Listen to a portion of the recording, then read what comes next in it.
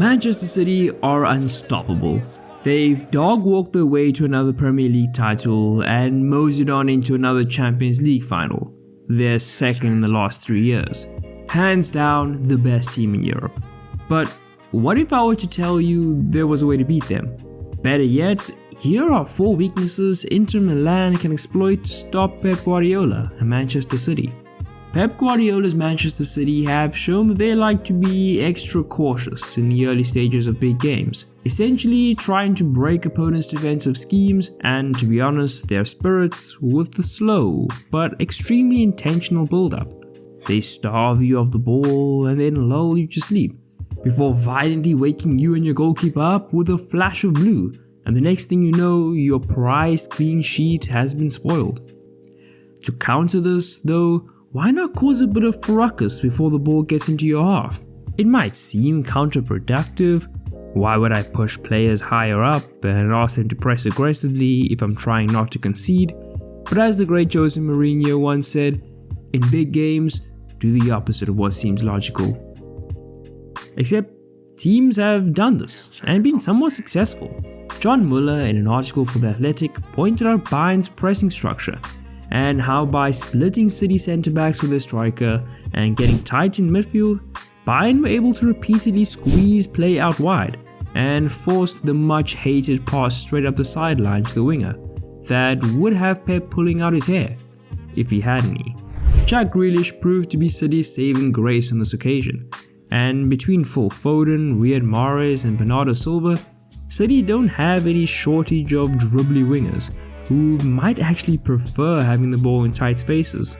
Still, it's worth a crack, but not before you try and expose this next weakness. Muller in that same article mentioned that nearly all of their most dangerous passes from the top of the box are aimed to the left of the penalty spot. There's 2 reasons for this. Firstly, that's Erling Haaland's favourite spot to shoot from, and whatever Erling wants, Erling gets.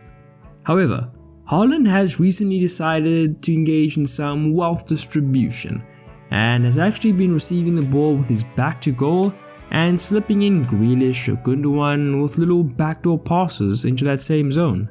The second haymaker City can throw at you is the ball that starts on the left side of the box and hits Haaland at the far post. Yeah, this Erling guy is going to be a problem. Denying him and City as a whole from this area of the pitch could be a way to stifle their attack, even though it's their defense that really holds the weaknesses. Like American McDonald's, City have gone and supersized at the back this season, essentially playing 3 centre-backs in defense, another in midfield, and the man-mountain Rodri back there as well. Unless you fancy scaling mountains, I'd advise not trying to play over them. Crosses are also a no-go, as their squadron of high flyers will just climb over you and throw their head meat at the ball to clear it. The lesson? Keep the ball on the ground. While all of their defenders are athletic relative to their positional counterparts, they might be caught out with some real pace and a ball skidding through the lines. Ederson is an expert sweeper, but again, it's worth a try considering the alternatives. That's unless this final weakness doesn't work. After City's game against RB Leipzig in round of 16 of the Champions League, in which City's press was nothing short of on point, Pep explained that it was Bernardo Silva's ability to press 3 players in 2 movements that contributed to this. Look, Bernardo's an excellent presser, maybe amongst the best in the world. But 3 players with 2 movements seems like an all-out attack setting on FIFA. To beat this, though, there are 2 options. Number 1, flash a pass to the feet of a dropping midfielder to bounce it out wide.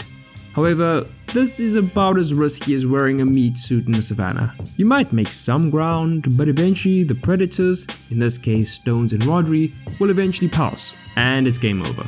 Instead, I recommend you put on some camouflage safari gear and chip the ball over the pinched wingers into the pocket behind them. Yeah, this does require the keeper to be accurate with his passes, but the worst case scenario is a throw-in. Will any of these ideas work? Probably not. Pep's known about them and thought of 5 different solutions weeks ago.